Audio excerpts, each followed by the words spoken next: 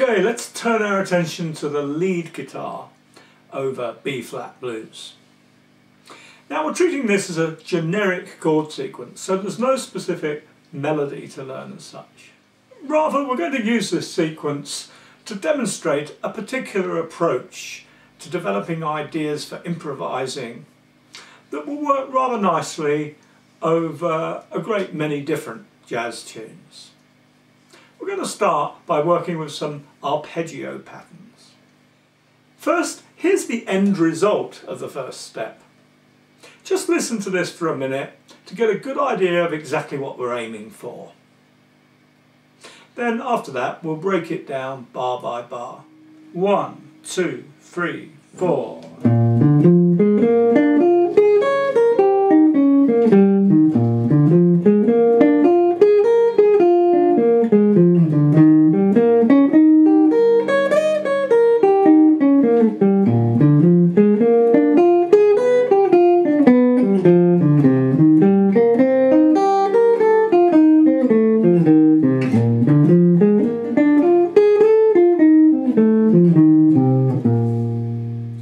So the first bar, we play an ascending B-flat 7th arpeggio, starting with the root note B-flat, played at fret 6 on the E string with your second finger. Then thinking of the chord formula for the 7th chord, 1, 3, 5, flat 7. Remember that those notes are steps on the B-flat major scale. The B-flat major scale in this position looks like this. And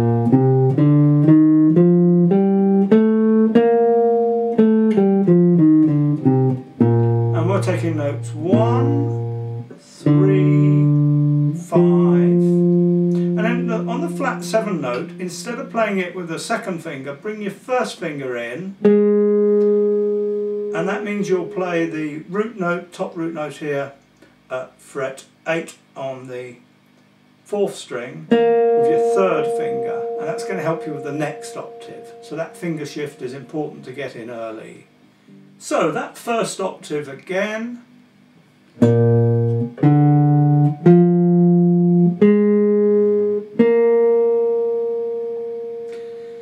It helps if you actually say the names of the intervals to yourself as you play it. Root 3, 5, flat 7, root. Then we carry on up to the next octave with the third there and another a fifth there. So that's just going sort of diagonally across the guitar, back a fret, up a string, and then back a fret, up a string. Then a flat 7, fret 9 on the B string with our pinky, and that's where we stop.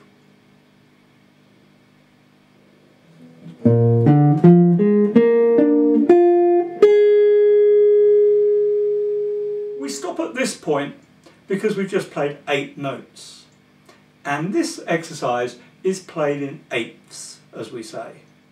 Actually, it's played using what we call swung eighths. That means 8 notes to the bar, played with a syncopated or swing rhythm. There is much discussion about what exactly constitutes swing rhythm.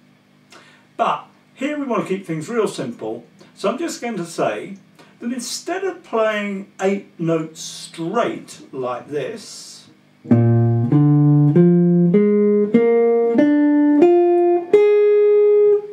which we would count 1 and 2 and 3 and 4 and... For each pair of notes, we're going to lengthen the first note, shorten the second. So that'll sound like this.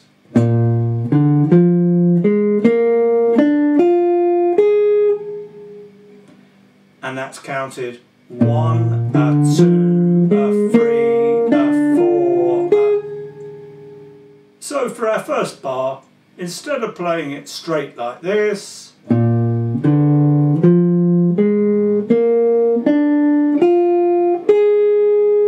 play it syncopated like this.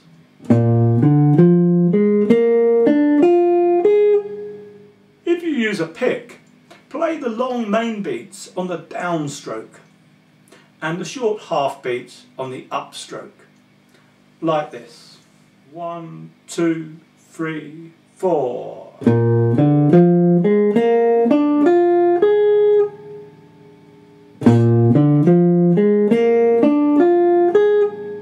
That's the rhythm that I want to encourage you to use for the rest of this lesson. We need to make it a habit. Okay, here's a visual of the arpeggio pattern we're using for that first bar. If needed, pause the video, keep this visual on the screen while you just groove that in. Note that in this case we don't include the top root note at fret 6 on the top E string. Otherwise we'd have 9 notes to the bar, which would really mess up our timing. For bar 2, which is played over an E flat 7th chord, we play the E flat 7th arpeggio. But in order to blend it in rhythmically with the first bar, we play this descending, starting with the flat 7th note that we find at fret 9 on the top E string. So after the first bar, we simply hop our pinky across to the top string, which is our flat 7th note in our new arpeggio of E flat 7th, and then we come down via the 5th in E flat 7th, which is at fret 6 on the top E string. So that's on our first finger, and then we jump across to the 3rd note in E flat, played with the 3rd finger, fret 8 on the B string, and then the root note, which we find at fret 8 on the G string, so that's straight across there.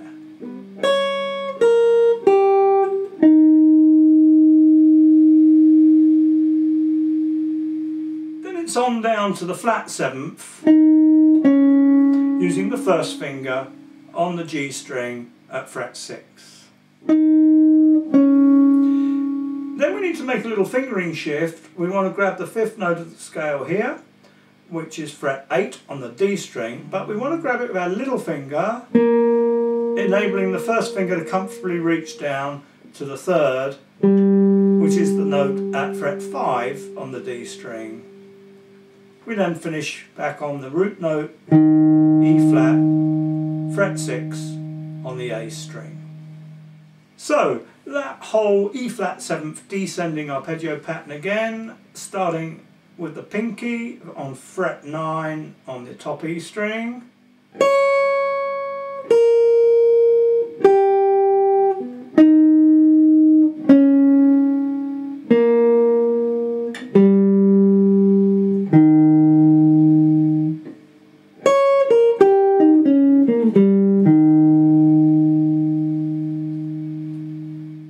Okay, here's the diagram, which again you may like to pause, give you time to learn this. Remember that in this case we're leaving out the top root note shown at fret 11 and starting on the flat 7th shown in green at fret 9 on the top string. Okay, so those first 2 bars go together like this.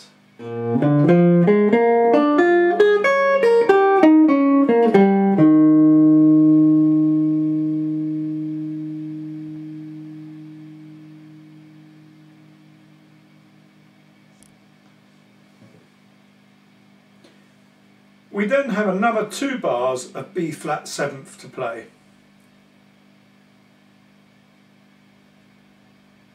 Over those 2 bars we have a total of 16 half beats available to us, and that means we can play the B flat 7th arpeggio both ascending and descending, like this.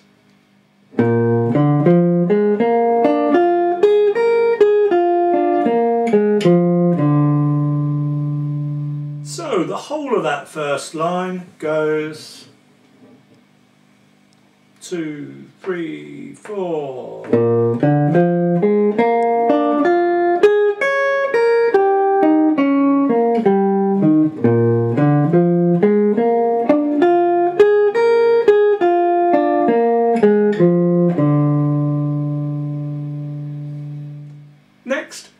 have 2 bars of E flat 7th, and that means we can play both the ascending and descending runs on that arpeggio.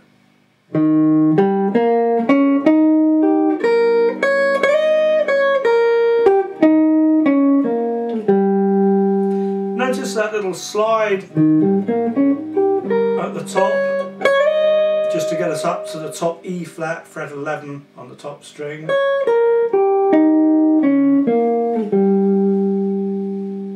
So far so good. Now the changes are going to come a little faster now, so if necessary it's a good time to stop and consolidate what we've done so far before going any further. Here's a guide to help you with that.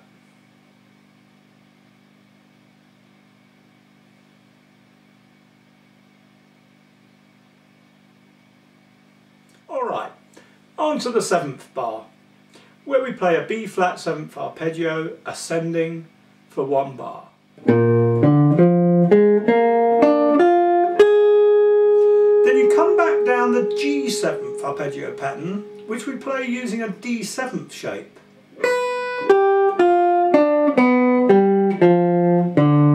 It's a bit of a trickier pattern to finger, so do take your time. So after getting to the top of the B flat 7th arpeggio, catch this note here, 7th fret top string with your 2nd finger. That's actually the 3rd in the key of G. So to get the root note we need fret 8 on the 2nd string, which we grab with our pinky, allowing the 2nd finger to take the flat 7th, which is at fret 6 on the B string. The pinky then comes across to grab the 5th, which is at fret 7 on the G string. And this completes a characteristic diamond shape pattern. If you think about a D major shape and a D 7th shape put back to back, they make that diamond.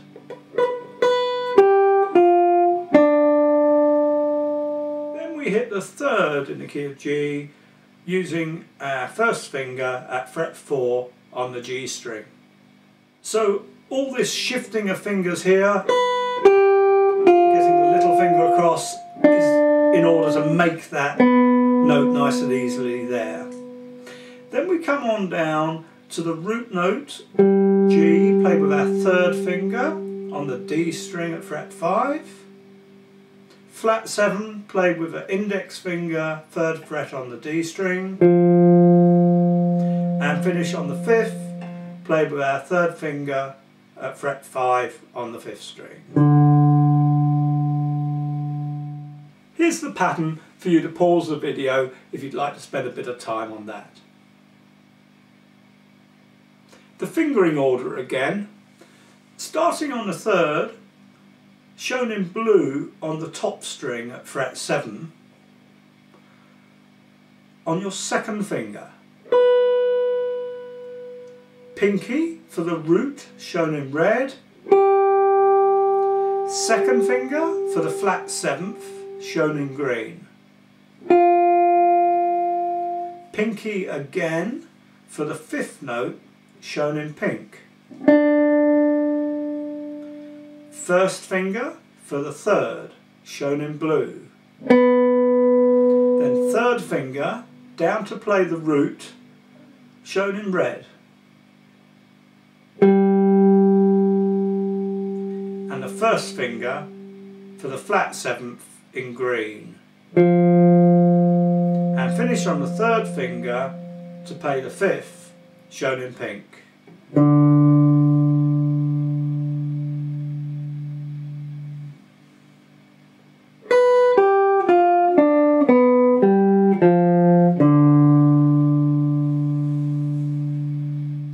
This sets us up nicely to play the C minor 7th arpeggio, which we start on the root note C at fret 3 on the A string.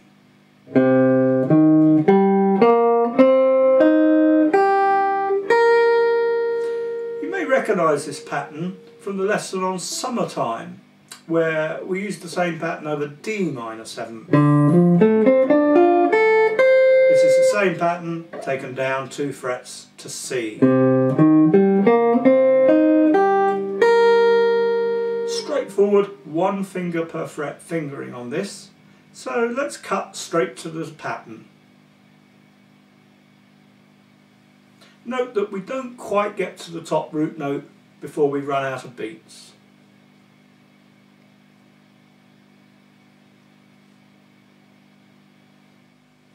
Having played the C minor 7th pattern ascending, we can then come down the F7th arpeggio using exactly the same pattern as we used just now for the G7th descending arpeggio pattern. Remember the characteristic diamond shape? So we've come out of the C minor 7th,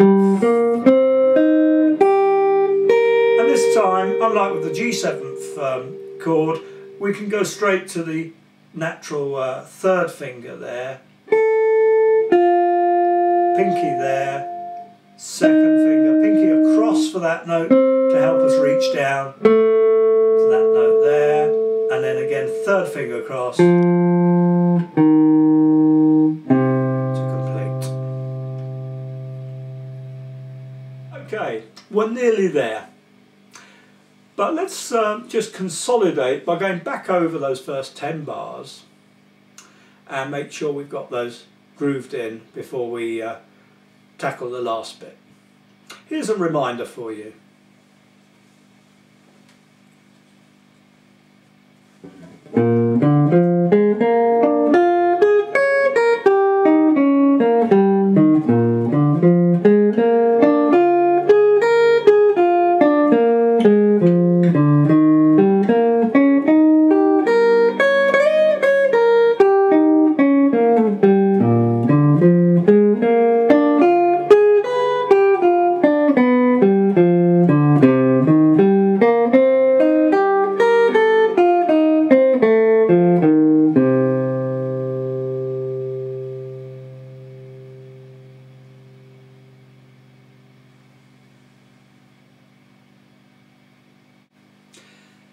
Now, remember that the sequence next repeats that 1-6-2-5 cycle twice as quickly. But we're going to keep things simple in this lesson, and we're going to allow four chords to change under just 2 different arpeggio patterns. And I think your ears will tell you that this works just fine. And I wanted to flag that up really as a sensible option. Once chord changes start to get a bit congested, if you're using this arpeggio based approach, you don't need to arpeggiate every single chord that the rhythm plays. So we're simply going to play our ascending B flat 7th arpeggio over the bar 11, ignoring the change to G7th that happens under that chord. And then we're also going to ignore the next change to C minor 7th, and we're going to go straight to the F7th chord arpeggio, which we're going to play descending using an A shape from this note here at fret 10 on the B string. And that's the same pattern as we used earlier for the E flat 7th chord. So from the B flat, slide the little finger up 1 fret to fret 10, and think of that as the start of the A shape for the F major chord, if you like. And then I use my 3rd finger there, 1st finger there, and little finger again there, to be able to stretch down to get that note with my 1st finger. So that's, and then the 3rd finger across to this note at fret 8 on the 5th string, first finger, third finger, leaving us set up to start the B flat again for the next verse on our second finger there. So all together.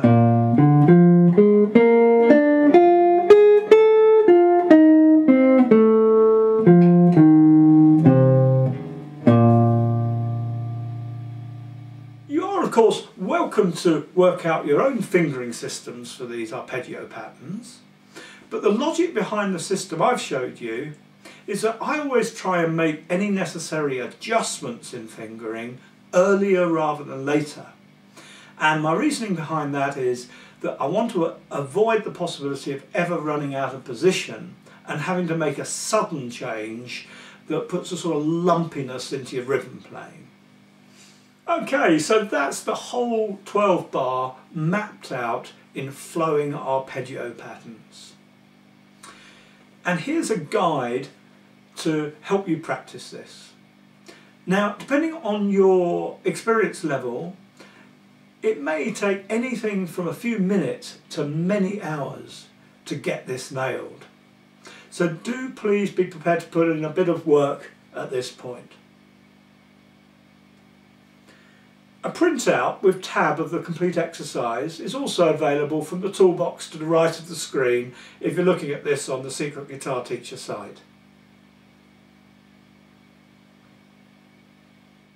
Once you feel you've got that learnt and up to a certain level of speed and fluency, you may like to try it out against the backing track.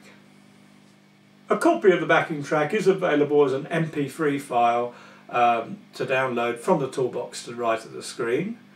But for now, I think I'm going to use it to play out from this video. Over the first verse, I'll play the arpeggio pattern we've just been over to give you an idea of how it should fit together. I'll then leave the backing track to run for a couple more verses for you to practice over. In the next lesson, we'll then go on to show you how you can use this arpeggio exercise as a great platform from which to create some exciting improvising ideas. Okay, so I look forward to seeing you then. Meanwhile, here's the backing track. 1, 2, 3, 4.